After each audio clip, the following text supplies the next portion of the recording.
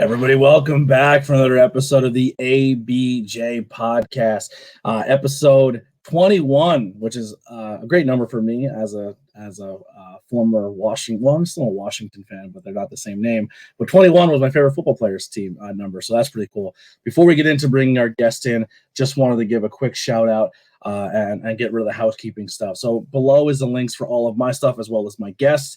Two injured wrestlers that are on the independent scene that mean a lot to me who recently just got through some injuries. So any support they can get, whether just following them on social media, sending them a message saying you care about them. They have subscription services as well as pro wrestling merchandise. All that is linked below. Go there, show them some support. We got great shows and stuff going on. So if you follow me on social media, you'll find out where I'm going to be for the next couple months when it comes to wrestling shows of my commentary and stuff. I'm going to start doing some vlogs and stuff again, as well as merchandise for the ABJ podcast. So if you want to rock that, that'd be amazing. Stickers, hats, t-shirts, it's all available. It's all there. All that great fun stuff, as well as a Patreon. So if you guys want to jump into that Patreon, it'd be great. It's just general support right now. Little as $1, or you can go as big as you want if you're a baller. Live that dream. But all that goes to help grow the channel and pay for gas money and polls because, your boy travels to Jersey and New York and stuff. So all that helps out. But live chat is open. If it's your first time here, make sure you hit that like and subscribe. If you're watching on other platforms such as Twitch or Facebook, Twitter, the whole nine, you can jump over to YouTube because we just hit 500 subscribers, which is exciting. So we're on that quest to 1K. And all this, the video of this will also be available on all podcast platforms. If you want to listen to this in your car, you have a long car ride, throw the ABJ podcast on and listen along. We have tons of great interviews. We're booked for the entire month of February, so a lot of good stuff. And March is filling up quick, so definitely if you want to get involved, the links are below to be a guest on the podcast yourself. Does not have to be just professional wrestling. And it could be anything. You have a cool story to tell, or you have a topic you want to talk about. Let's get it in. But without further ado, I'm gonna bring my guest in, and I'm gonna let him introduce himself here because he's into it right now. Look at this. Am I on? You're on. Oh, I'm on vacation right now. How are you? What's going on? I'm doing great. What are you eating? A steak? Yeah. What do you do on? That's what you do on vacation, right? I think so. You eat steaks by the pool. That's what you do on a vacation. Have you ever had one of these things, a crab cake and a real crab? Where is it? It's a little dark. It's hard to see. The sun's directly on your camera. Sun's there. You go. A crab you cake? just eat the whole shell. You just eat the whole shell? Yeah, you eat the whole shell. Oh. You're living large, man. Oh. Well, steak and crab by the pool? Have you ever had a king cake? A king cake? Yeah, a king cake. No, what's king cake? It's like a big donut. Oh. Mm-hmm. You're killing it, my guy. Killing it. I know it. I'm going to go inside, though. Do you have dipping sauce for the steak? Like, do you dip it in A1 or you just eat it? Do you eat it regular? No, I just eat it how it is. What are you talking about? Dipping sauce. I'm an A1 steak sauce guy.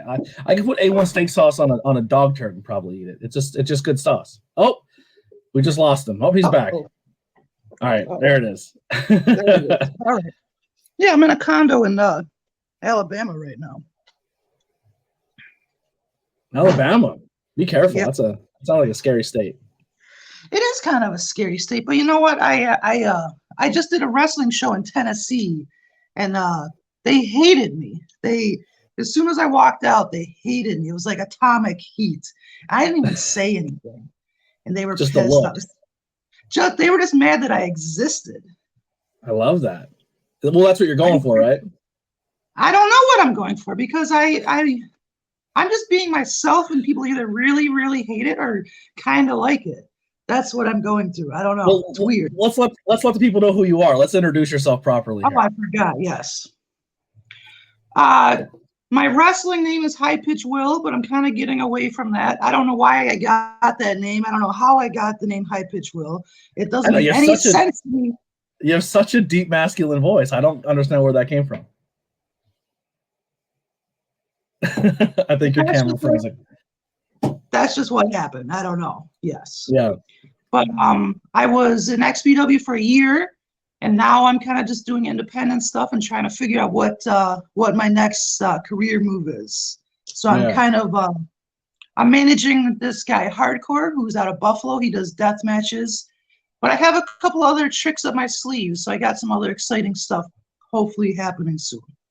Nice. So do you mostly just stay in the avenue of like a manager role? Yeah, I was more just like a sidekick for Rob Black when I was in XPW. I actually did help him run the company. I actually had a lot of behind the scenes tasks. I was doing like, helping guys with airplanes and tickets and promos. I did like everything, a little bit of everything in XPW. Which is all really good, valuable stuff when you go to carry on, because having that experience goes a long way. A lot of people don't realize that when you're in this business, sometimes you wear more than one hat. Yeah. Oh yeah.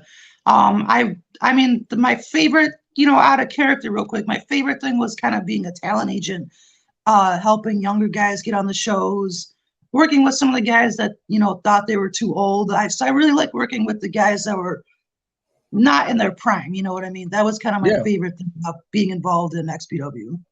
Who are some of your talent that you kind of pride yourself on of giving them an opportunity to get some shine? Well, right now, Judge Joe Dredd, Hardcore, those are some of the younger guys I got involved. Santana Jackson, I got on XPW. And even in the beginning, Schlack and G-Raver, those are guys I was like, you need Schlack, you need G-Raver, So a lot of and Necro Butcher too, Necro Butcher. The first time I was like, Rob, we need Necro Butcher. He was like, that guy, like, is he even still wrestling? I was like, yeah, he's back. And I fought for Necro Butcher and just a lot of different guys that him and Schlack are kind of like the big deals right now in XPW, correct? Yep. Yeah, and they run East Coast, and they're also on the West Coast too, right? They're doing Newark, New Jersey, and Pomona, California. Yes. Yeah. I follow a lot of that because a guy who I work for and employs me a lot in the New Jersey scene, Chad, is involved heavily with them now, and so I do get to see some of their stuff. I got to be honest, I it's hard for me to watch the deathmatch stuff just because it's just it's tough. It's a tough watch. I don't legit like watching people get hurt and go through things. And I know sometimes what wrestlers get paid or what wrestlers go through outside of professional wrestling. And then you watch someone take a light tube across the face and they're bleeding all over the place. And you're like, oh my God, that's insane. And I would get nervous about the guys getting hurt all the time. And these guys just want to one-up each other, and they're just like, oh, well, this guy did 200 light tubes. I want to do 400 light tubes, and they really just they don't give a fuck. And I'm just kind of like, dude, they don't. I'm like, dude, no, like it's not. And they're not gonna. They don't like because in the business, their goal is to get that clip, that viral moment, to get seen, to get the next opportunity, to get paid more money, and. They don't have regard for their own safety, and they're going to go out there and do something absolutely insane. So they have that moment. And for them, that's their dream. They don't care about the $1 million check. I mean, the $1 million check is cool for them, but the fact that people seen them do a crazy spot in a wrestling match that may or may not break a bone or cut themselves open really bad. And it's just like, it's hard for me to just like, like I've never done a full blown hardcore. I got close once at a show where it was like a light tube deathmatch style thing, and it was tough to call on commentary because the entire time, like, this is legit happening. Like they're sticking fish hooks in their mouth, like. And basically what it comes down to is every weekend is just who got hurt the most and who came up with like a new weapon, and that's what they're kind of chasing, and it is kind of scary. Lawnmowers and weed whackers. Yeah, and especially because light tubes they're going to stop making the light tubes. They're going to have to find new crazy shit. Like it might get worse. I don't know. Someone needs to get into the sugar glass industry and start just really start pumping out sugar glass so it doesn't hurt. They would hate that. They would hate that. They would hate the suggestion. They would hate that you even said that. We want real glass.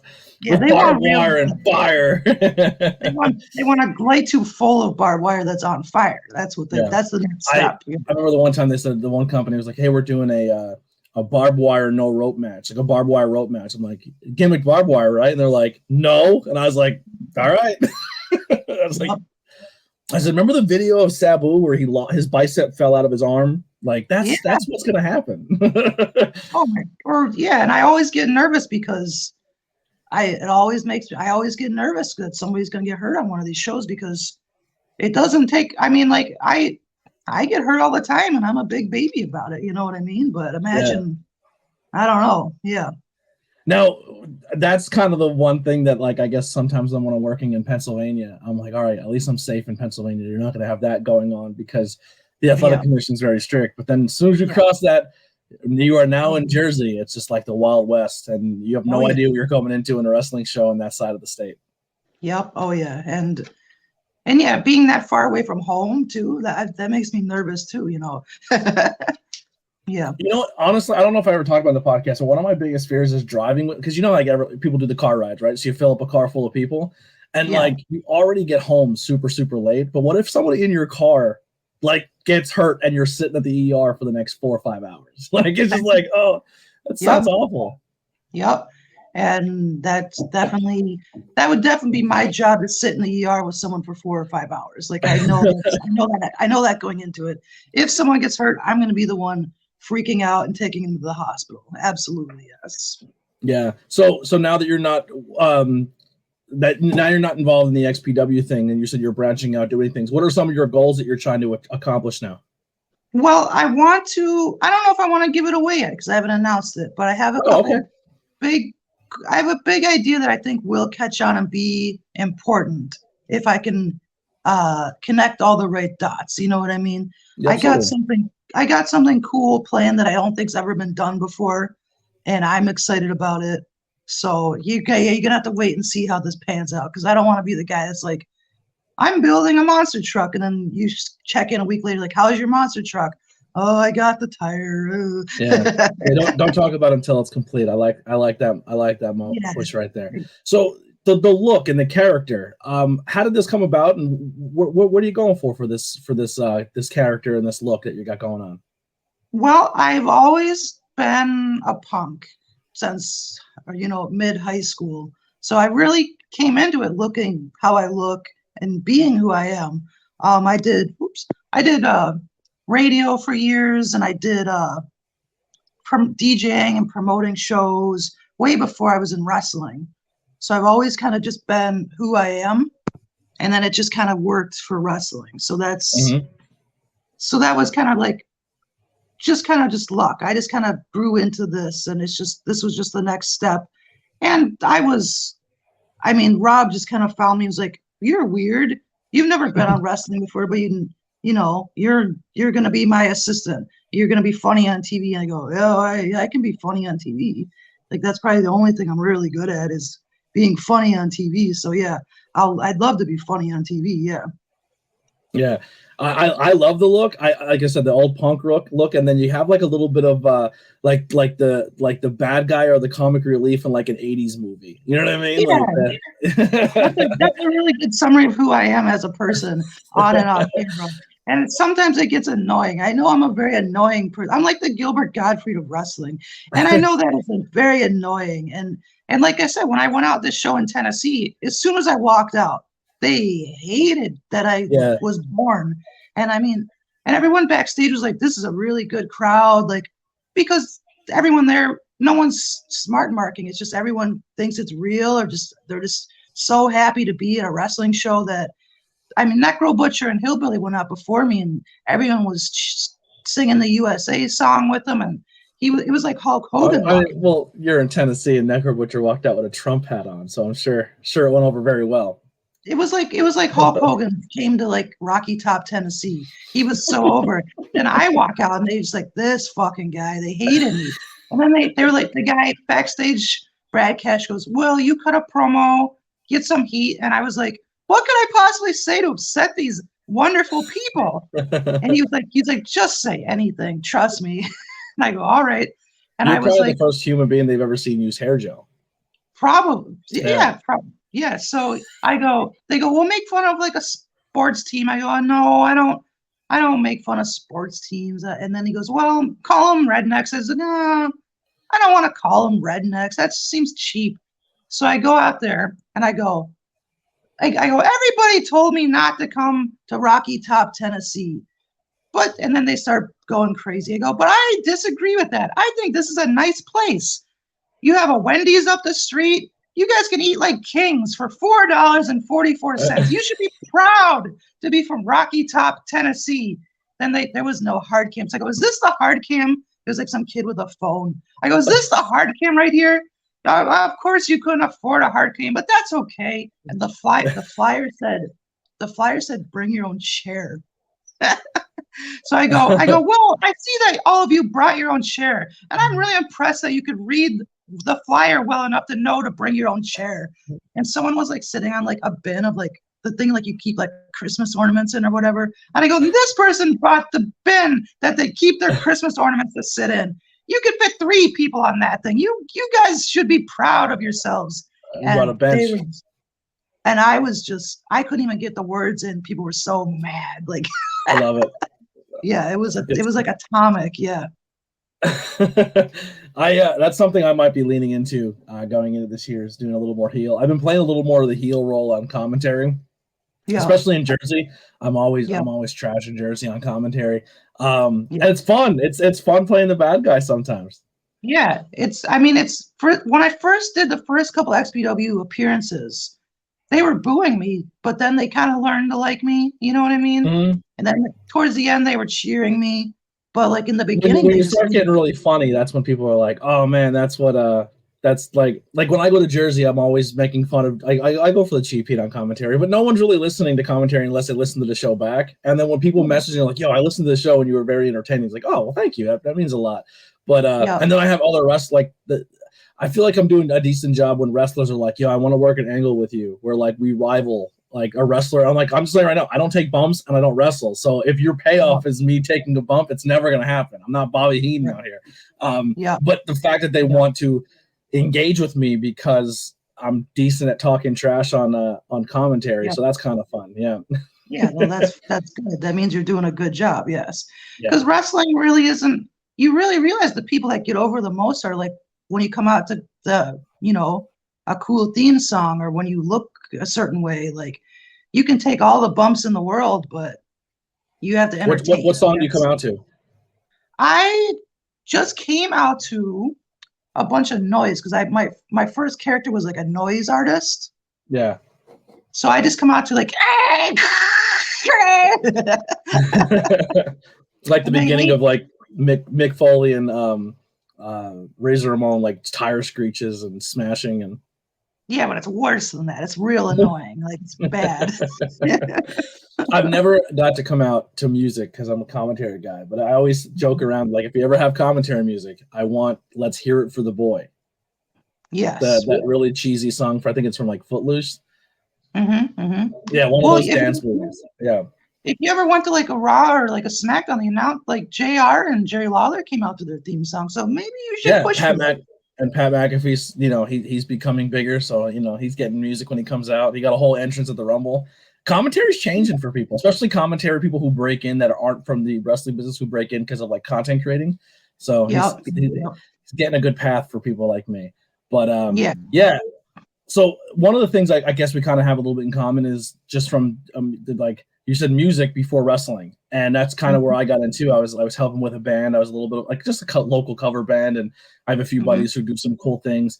But it's so crazy how much the independent music scene, bouncing from bar to bar and dive bar to dive bar and event and gig to gig, is so similar to independent wrestling. And the more gimmicky, weird shit you do, the more you're going to get booked as a band. So people are doing weird, funny things. Absolutely, yes. I booked punk shows and a couple like small punk fests for years. I always just liked being a wrestling fan because I knew it was going to be stressful. I knew it was going to be like that, but almost like kind of worse. You know what I mean? So I always was like, I just like being a wrestling fan. And I do still kind of miss being a wrestling fan because there was a lot less to worry about. And you just left as soon as the show was over. You know what I mean? Well, we do have a question in the chat. If there's any questions that pop up you don't want to answer, you don't have to. But we have Rico here says, how is Rob Black successful? What is with his personality and all?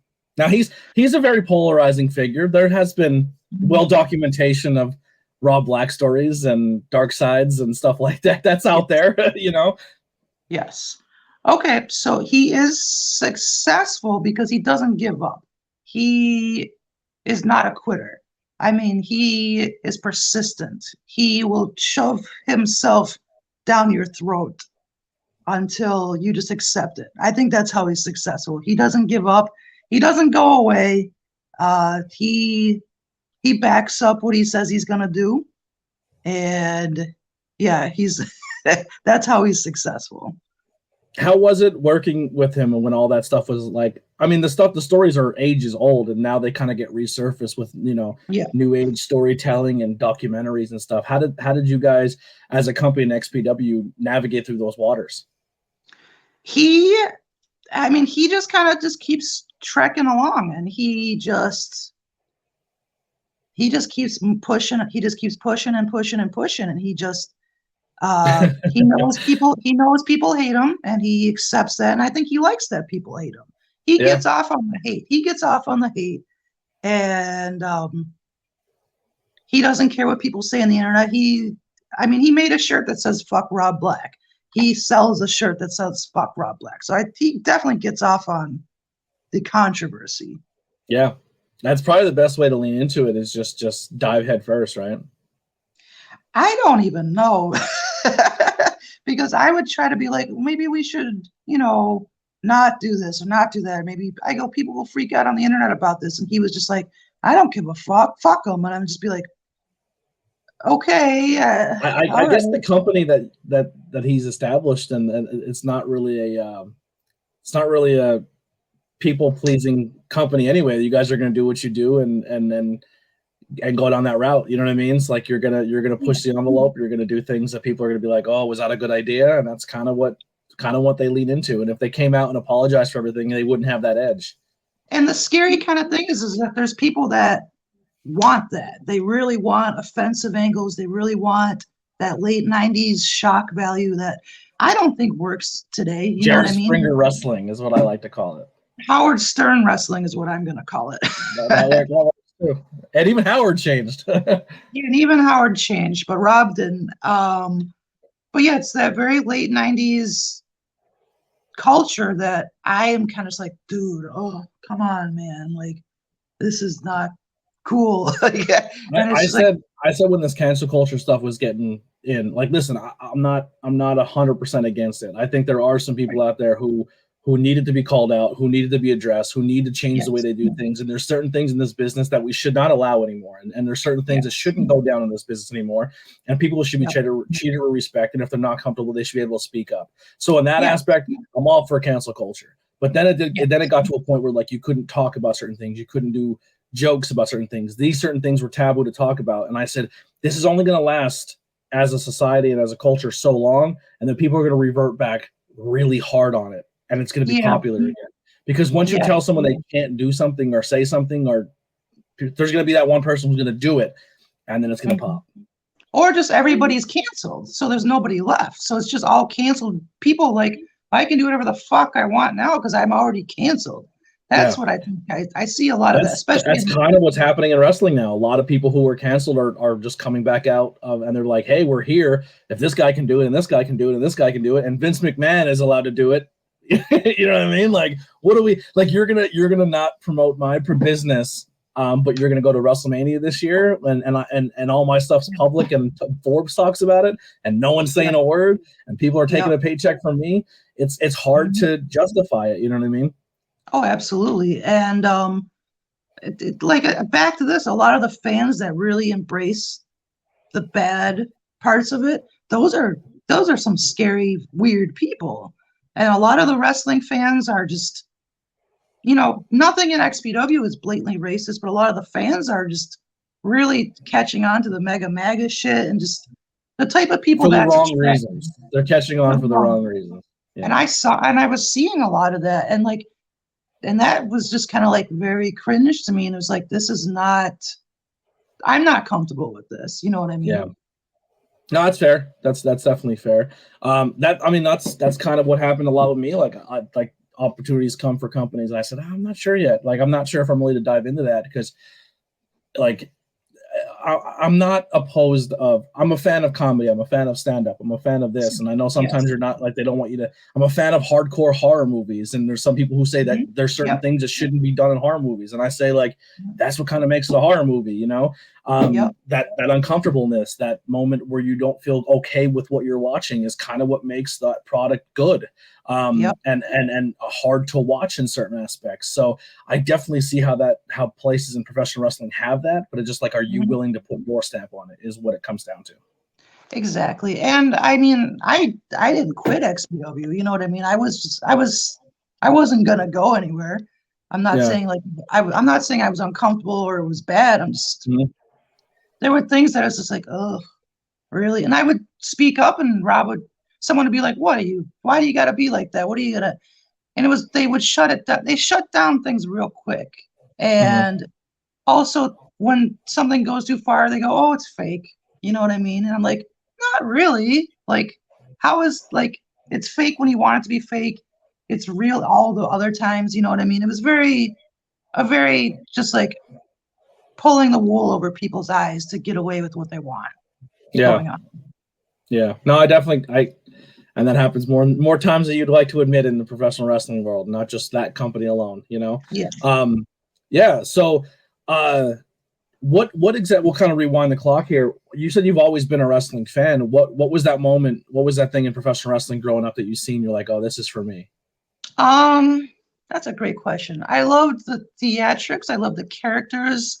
I loved the humor. I loved all the goofy shit. I loved all the goofy 90s characters in the early 90s. And I just liked the entertainment of it. And then when Ring of Honor came out, and I was like, whoa, these guys are really good athletes. And these guys are they can be funny, and they can really be athletic, and they can really fight. And that's when I was kind of like, okay, there's more to just the funniness and the entertainment. This is a real like sport, you know what I mean? So it was so Ring of Honor really made me fall in love with it more than I'd been before. I was a huge fan my entire life, but I just kind of saw it as a fun kind of thing to watch until then. Yeah. So you went from watching guys be like everyday occupation workers or like truck drivers and dumpster garbage truck collectors to like they can do that, but as well as be like insane athletes on the ROH side. Who's an ROH talent that you've seen that like, oh boy, this is like this is jarring that they're clearly different, a breed of different wrestler? Dude, everybody on that roster the entire time. You could send a guy like Matt Hardy there and he'd be different. You know what I mean? Ring of Honor, every match on the card from beginning to end was like real. Like it's the realest wrestling I'd ever seen in my life. It was like something about the Ring of Honor shows, just every match, every guy in the roster was just not like anybody else in any other company. And you see like when like Cesaro goes to WWE, you see that. But it's just there was something magical. There was something magical about Ring of Honor that just brought out something in every wrestler that I don't know. And that really made me be like, Ring of Honor, like everyone says, like my favorite wrestling company was this or that. My favorite wrestling company, my favorite time in wrestling was the early Ring of Honor stuff, because that's when I was, turning 18 and could drive around to shows, and that's when I first started traveling to wrestling shows, and that's when I really fell in love with wrestling, was that early Ring of Honor stuff, and all the way through Ring of Honor stuff. Yeah. And I mean, that kind of paved the way for what we watch now in professional wrestling. Like I've said numerous times on this show as well, like, listen, I know people love what's mainstream and what's popular, but if you like wrestling right now and you're saying like, hey, maybe the storylines are lacking, but talent-wise, wrestling is better now than it's ever been in ring-wise because of who's around. Absolutely. Those people can still work really fun angles if you let them do it, because they came from the ROHs, they came from the Jakaras, they worked the CZWs and GCWs. Like the Northeast wrestling scene is flooded with just amazingly talented people, and all but maybe 6 people that are on TV right now all came from this area. They're all born and bred Jersey, PA, Delaware, New York, Connecticut wrestling, even up to Boston wrestlers. And it's insane. Like I think Lesnar, Roman, and like Ronda Rousey and Charlotte. I mean, like just like a handful of the top people are the only ones who didn't really come from this system, and everybody else, especially on the AEW, the NXT, like are all from this area, and they've been grinding, and it's kind of cool to see like people who if you go back in the history books and look, they've all came from those ROHs. Like shit, ROH is essentially what made NXT Black and Gold the most successful brand on television. And then NXT turned into AEW, and you know what I mean? It was just it was crazy. Yeah. And most of them are like my age. I don't know how old you are, but it's like these are guys my age, like killing it and just like doing things that you never thought wrestling. Pro wrestling, it changed pro wrestling, and that's how probably people a little bit older than me look at ECW. Like this changed wrestling. But I was a little too young when ECW was around. So Ring of Honor is like this is what changed wrestling. This is what made wrestling cool to me. I remember people saying to me like, "Oh, I rather watch ECW because it's legitimately real." And I was like, and then I remember because I was even younger, I was kind of a smarter fan. I was like, it's still definitely wrestling, but no, they're definitely sticking each other with sharp objects and legit making themselves bleed. And I was like, this is crazy.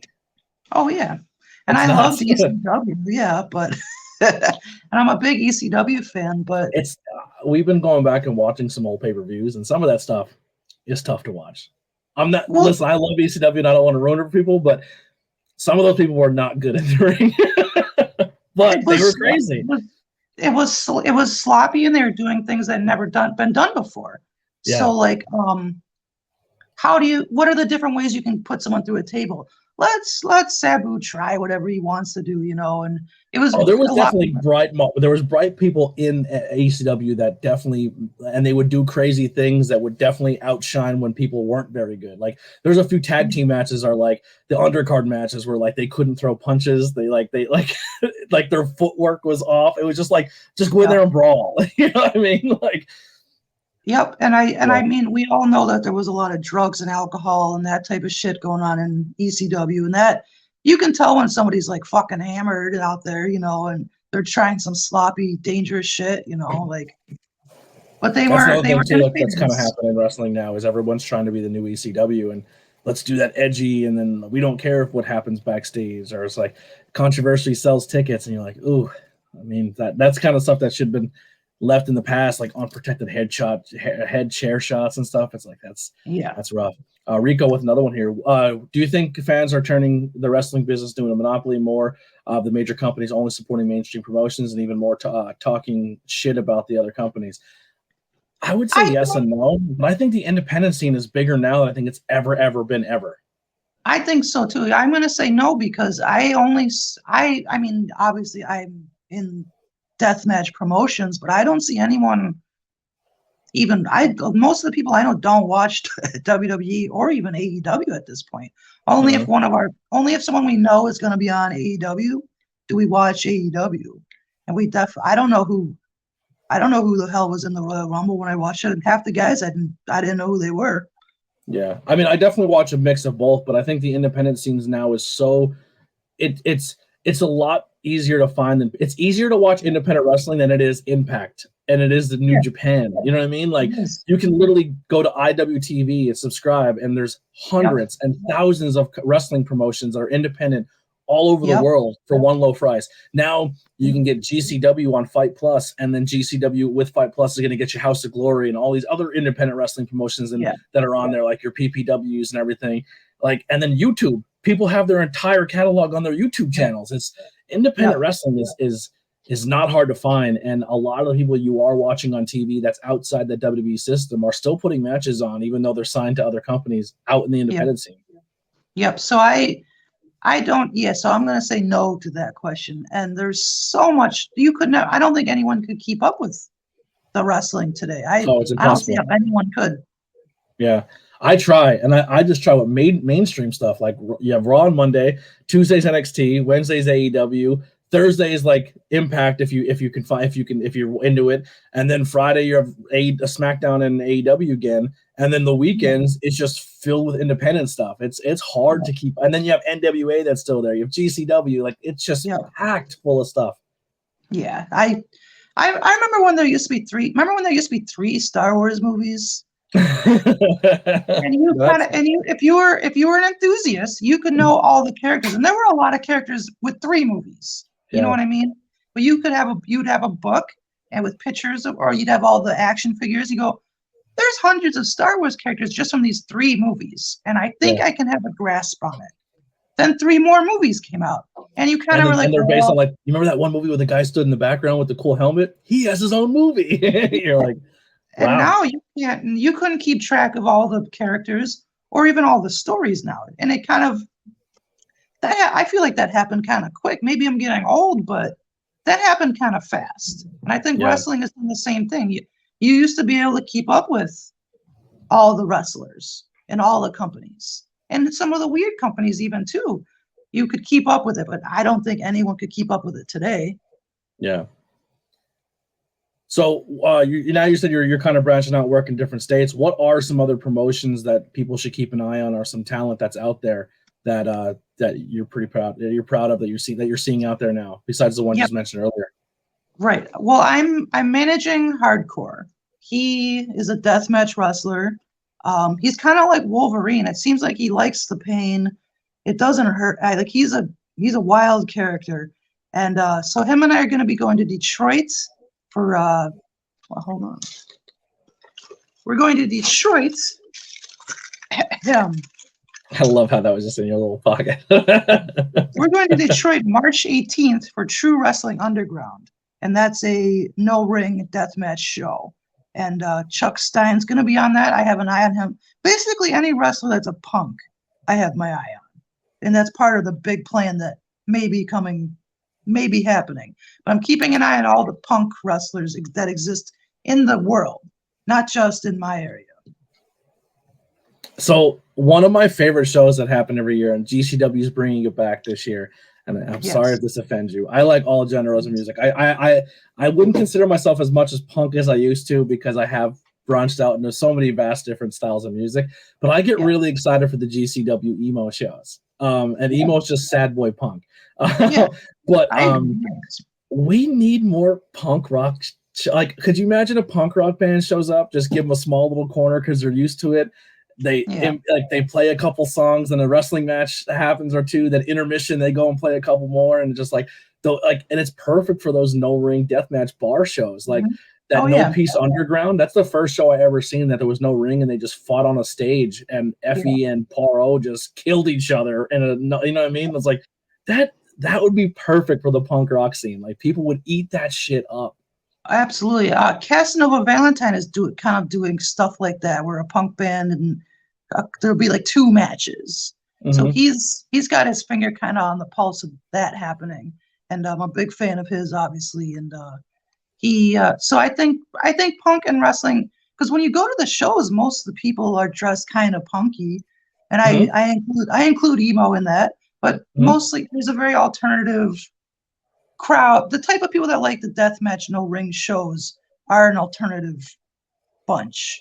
And I think when I started like proposing like that to like Rob, he was like, punk is dead, or punk is not cool. And I was kind of like, look at the audience, you know what I mean? Like, it's guys and girls my age or younger that are wearing leather or patchy jackets and stuff. Like, this is who likes this type of shit. And it's not even that I want to make $1 million off of them. I want them to feel like this is my product. You know what I mean?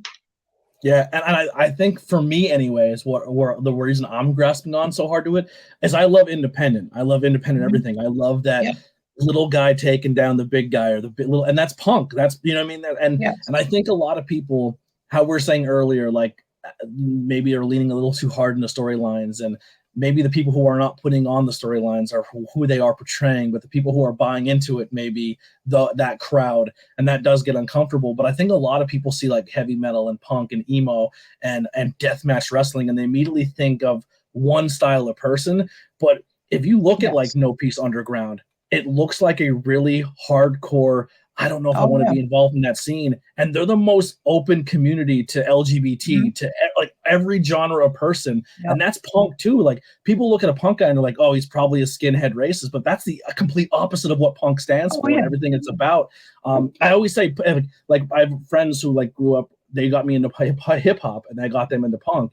And I said the only difference between a band is you have a kick drum and we have a real drummer, but the message is still the same. It's poverty white kids and poverty black kids trying to get out of a system and fighting against the establishment. And it's the same message, just two different ways of going about it.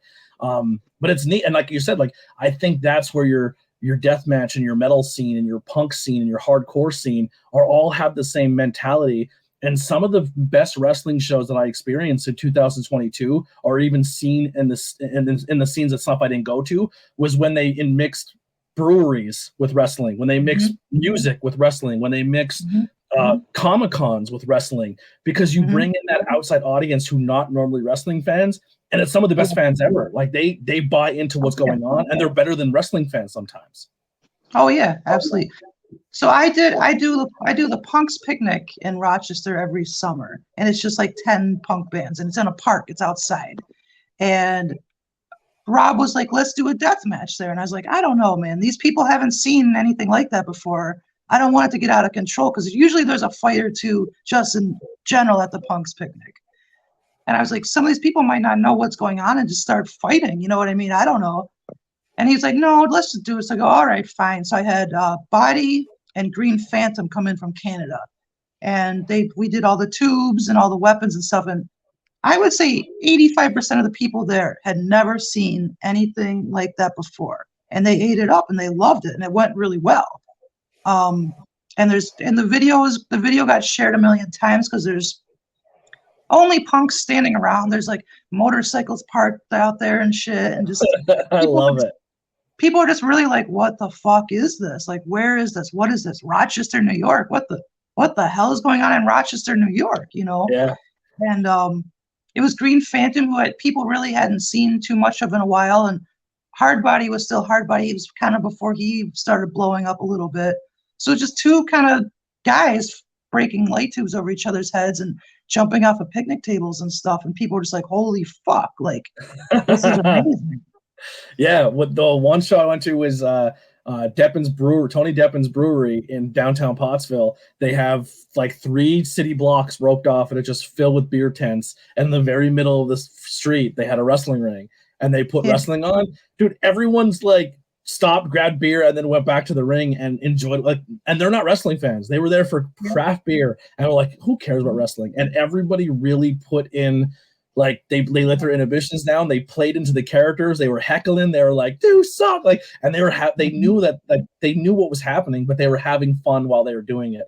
And it was honestly one of my favorite wrestling moments. I think going into this year, I think branching into those audiences is more things that wrestling promoters should do. Is like, I don't think this will work because we've never done it before. I'm telling you, bring outside wrestling fans in, and they will be your new fans, and they will get into it. And it makes people who are there that are wrestling fans have a better time, because they're like, they're getting into it. Like, this is fun. Like, it's really a good time. Oh, absolutely. And there's just and I hate to say this, but people that have been in the industry for a long time, they get kind of stuck with, this is how things have to be. And as someone who is a fresher face, and I'm working with some fresher faces, they're like, no, we can do this different. And maybe it'll be cooler if we do it different. You know what I mean? And sometimes they're right, sometimes they're wrong, but the guys that have been doing it for longer are less likely to take the risks. And whereas I'm just like, I don't expect to be doing this in 10 years. You know what I mean? So I don't have as much to lose as someone that's like, I'm in this forever. Whereas I'm like, if they told me tomorrow, get the fuck out of here, I'd be like, oh, all right, I'll do something else. Had a good run. Yeah, pretty much. Yeah. Another one that was fun was a brewery show. Is for Avery Good's last match, and they did a 8-man or 4-man scramble, or a 4-man a trios tag, I think it was. I don't remember, but it was Ultramanus Black and like the Outsiders all went against each other, and Ultramanus came down to the ring. And then he like looked over and he just went like this, and his band just started rocking out. And for the first 15 minutes of the match was just them wrestling to his band going crazy, just making noise. It was, and everybody was like, this is fucking awesome. Yeah. Like, I was like, this should happen more. Like, because I think what happens is wrestling tries to put in music and they don't do it right. Hence Royal Rumble. Let's just put this guy in the middle of the ring and have him be the spectacle in the ring. Like, no, people are coming to see what's happening in that ring. Put music on the stage and let it happen. You know what I mean? Like, you gotta. It's not. It cannot not be done. Like, people just see those moments of Mania and it ruins it for everybody because you're like, oh, they just played the wrestler out. But like, there's other ways you could do it without stunting the wrestling show. Absolutely. And I mean, we still talk about the Misfits having 3 matches in WCW. You know what I mean? Like, and they weren't good, and they had 3 matches, and they weren't matches against anybody famous, but we still talk about that. You know what I mean? Someone in the chat here said, is it true that Courtney Love's lawyer contacted you during a live stream? Is that true? They're not asking me. Are they asking you? Oh, yes. Courtney Love's lawyer, but we're cool. It's fine. Don't. Oh. Yes, I don't want no smoke from Courtney Love. I heard some things. No, we're tight. We're friends. We're tight. It's okay. Yes, we're friends. Courtney Love and I go way back. It's fine. No big deal. But yes, I did get a message from the lawyer. Oh boy. Is there more to that you can dive into, or are you just leaving that one alone? Well, when you're dealing with a lawyer, Anthony, you don't you don't mess with the lawyer no matter what. Even if they're not a good lawyer, you don't mess around. Listen, Courtney Love's first album is still to this day a banger, you know. I don't have anything bad. Legally, I can't say anything about it. Yeah. We're going to leave it at that because, like I said, I don't want Courtney Love smoke. You don't want that. This person said they fought Courtney Love in a bar. That's scary, man. I wouldn't. Like I said, I don't want Courtney Love smoke. She's like the Dawn. Oh, I know. Okay, so way before I was in the scene, Courtney Love came to Rochester, and she stage dived at a bar, and someone took the wedding ring that Kurt Cobain gave her, took it, and Kurt Cobain had like just died like a couple years before that. Oh no! So she flips the fuck out, gets on the mic. She's like, who has the ring? I mean, maybe the ring just fell down a sewer grate. You know what I mean? We don't know what happened to the ring. It could have just fallen off. So she gets on the mic and she's like, who took the ring? And everybody's kind of like, I don't know. And she started like attacking people. That happened in Rochester. I don't hate her for it. I would be honest.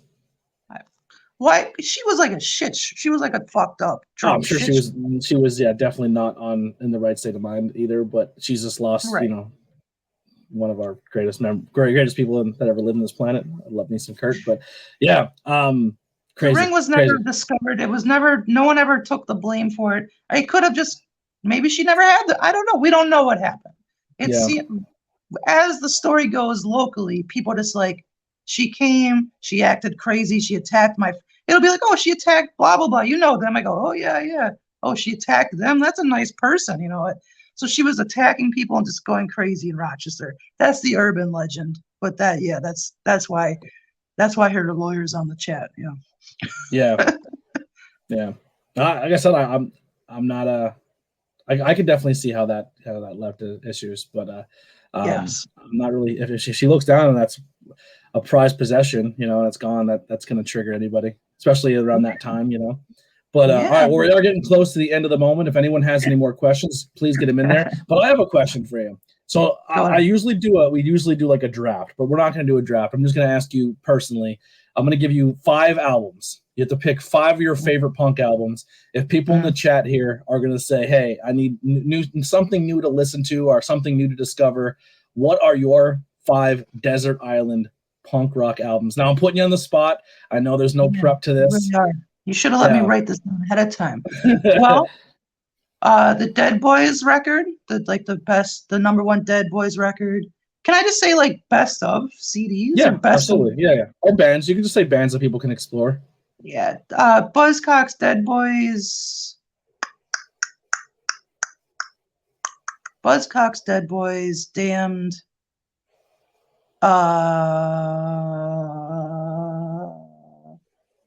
Buzzcocks, Dead Boys, Damned. I'm not going to say the Cramps. I'm not going to say the Ramones. Not going the mainstream punk. Trying to think now. That's too hard, buddy. But here's what I'm going to tell you. I subscribe to a lot of YouTube pages that just post like whatever new punk comes out, and they update it like every day or something. I'll link you to that, or Yeah. whoever cares. If anybody cares, there's a couple YouTube pages. I listen to like something new 2 or 3 times a week, I love and then that. I'll be like, oh, that's cool, or like, oh, that's not so cool. The chat's But blowing up with punk bands. I love this. yes. So basically, I can't see the chat. What are people saying? What are people saying? I'm Best zoomed in on best our blank page. songs of '77. Search and Destroy, DWI, DRI, GHB, The Casualties, The Business. Yeah, that's a great list. That's a wonderful list. But I'll link My you to buddy this. Pete, my buddy Pete just put me onto a band. They're like Green Day, but they're Irish. They're like all Irish dudes or Scottish dudes, but they sound a lot like old school Dookie Green Day. If Pete, if you're still watching, tell me in the chat what that band was. But they literally, if you closed your eyes and didn't know what you're listening to, you would think you're listening to Green Day. But they were really, really entertaining. This is a friend of yours told you about this? We were listening to them on the way to on the way to a show. He's like, because I told him how I like Green Day, and he's like, you ever listen to this band? They're like a Scottish version of Green Day. Isn't it nice to have friends like that will show you new music? Those are the I love best that. friends. It's my favorite. If you My have a absolute friend favorite. like that shows you new music, that's the friend you gotta take out to dinner. That's the friend you gotta, I don't know, buy drinks This for. might be the or band whatever. here. It might be. I don't know. Kimberly Stakes. I haven't heard of that, but I'll check that out. Maybe I don't know if that's it or not. Well, let me know, or let the people. Kimberly Stakes. Yes, Kimberly Stakes. They're a Scottish/Irish, whatever they are. Green Day. They sound like Green Day. They're like a 3-piece band. They're really good. The drummer's fantastic. But you could definitely hear when he's singing. He's definitely Scottish or Irish. It's really, really good. But I like that. And I saw Flogging Molly last year, and I was never a Flogging Molly fan. I went to see them live, and I thought that was amazing. They put on a really good show. And like, I just seen Guar for the first time. Seeing Guar is like the best thing ever. Did you get all covered in blood and stuff? So I have a little bit of the reason I don't take bumps and do stuff in wrestling. I have a joint disorder, so I have hypermobility problems. So I would probably get into a pit and get knocked down or dislocate a knee or an ankle or a shoulder, and then my time would be not having fun anymore. So I stayed up in like a VIP section because my buddy opened for Guar. They were called Crowbot, so they invited us to the show. And we were up in the VIP area, but all my other friends went down and enjoyed the pit. So I had a friend who wanted me to have a Guar experience. So I bought the white shirt. She put it on, went in the pit, got it all fucked up for me, and brought it back and gave me my Guar shirt. But they were fun. They were fun live. They were sticky. I love sticky stuff, like the character, the backstories. Like Ghost is another band I really like, just because of the backstories and the stuff they like the pro wrestling aspect of it. It's fun. Yep. If I had been there for the Guar show with you, I would have got a glass of the blood and brought it up to you and dumped it on you to help you with the experience. That would have been cool. Yeah. We can still do that sometime. I literally just drank beer and enjoyed the show and had a great time. I had a really fun time. I thought they were a very fun, entertaining band. Oh, absolutely. Yeah, they were definitely interesting. And I went into Guar. I knew of Guar like through CKY and Bam Margera and that kind of stuff, but I never really like sat down and listened to full albums. And then we went to the show, so I went in with like no expectations. So like when I seen Guar, it was like seeing Guar for the first time. Like I didn't watch anything live they've ever done because I wanted to experience what they were, and it was definitely if you've never seen Guar or even if you have, just go see them again. They're a really fun time. A friend of mine got to go to the workshop where they build all the costumes and all the props and shit. I'm really jealous. So my buddy opened for Guar, and then my other buddy did backstage for Guar. So he was in charge of the tubes and hitting the pumps and stuff. Like that was his job. So then he did that for them. And now on this tour, he's with Anthrax. He's on tour with Anthrax right now. Wow. Okay. So he gets like, and he's like a guitar tech too. So he's like a jack of all trades. Like he can go, he's probably one of the best guitar players. I'm not just blowing him up. Like he's probably, he could be like top 10, top 15 guitar player in the world, but he's also such a good handyman when it comes to set building and guitar teching and anything lights, sound, he can do all that. So he just gets jobs in the music industry doing cool shit. Yeah. Imagine having talent like that. I'm not really good at anything.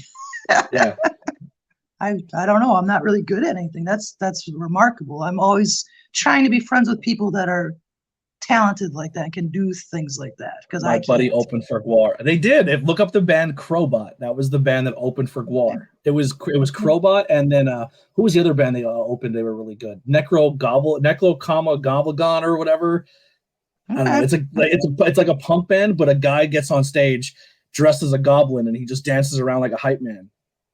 That sounds There's a great. goblin That on sounds like something I want to see.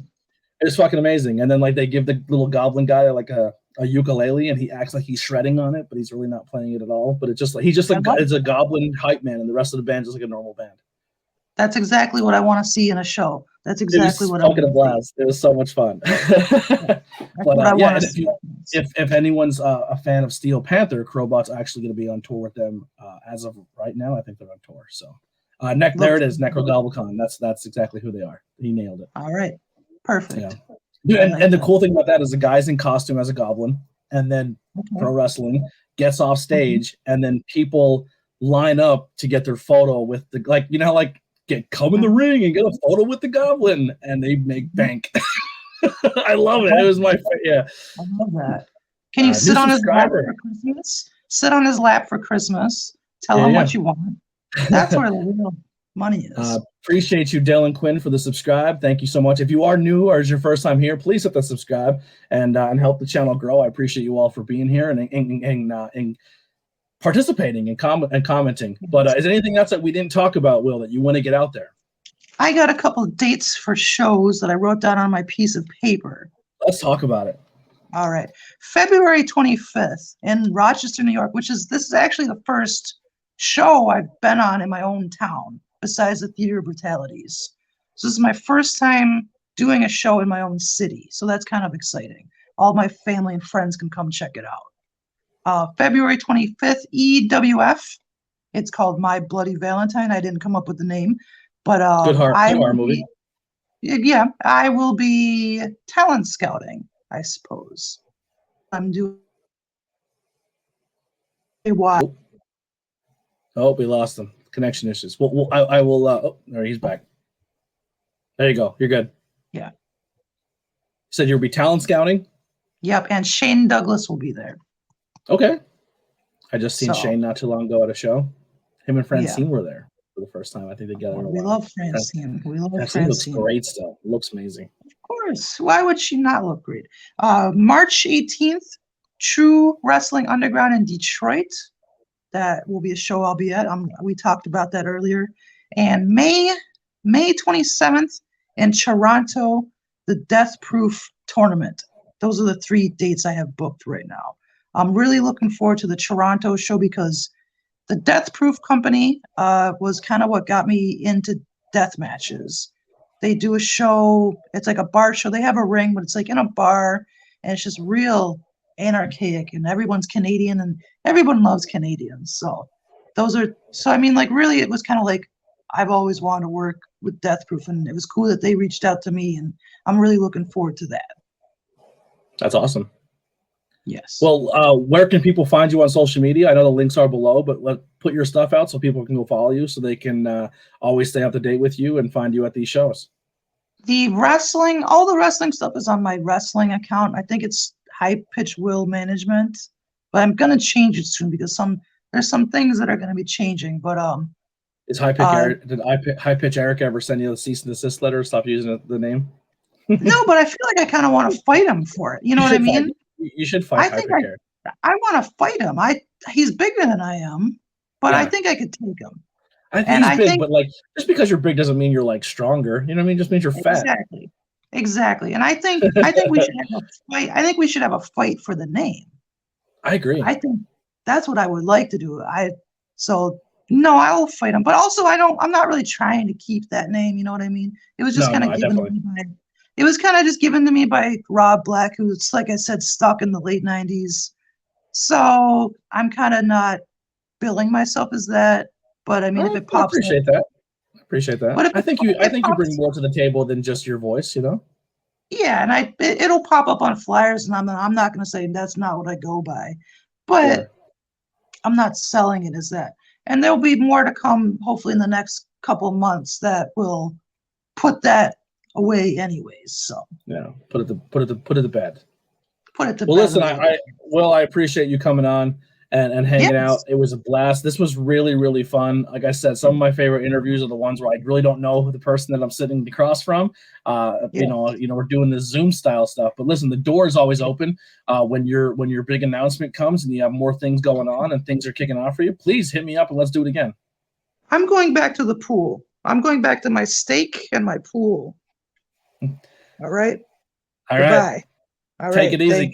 Thank you, everybody, for joining in on the ABJ podcast. If you are here, please hit that subscribe, hit those likes, and stick around. We will be back later on tonight at 7 o'clock for another interview. Donnie Bambino, another independent wrestler from the Northeast area who is really young in his career. We're going to talk a lot of fun things and maybe talk about some Italian mob movies. And then later on after that, I'll be doing a live watch along for NXT. So we have a lot of cool things to come. If you want to be a guest, check the link below and you can sign up. I'm always down to talk to musicians, bands, stand-up comedians. You got a cool story? Let's hear about it. The door is always open for ABJ Podcast. I just do a lot of wrestling interviews because that's the industry I'm in and I meet a lot of cool people. But always hit me up and let's talk about it. Links for my guests below, as well as a lot of independent wrestlers who could use your help right now due to injuries, or if you want to grab some cool ABJ merchandise.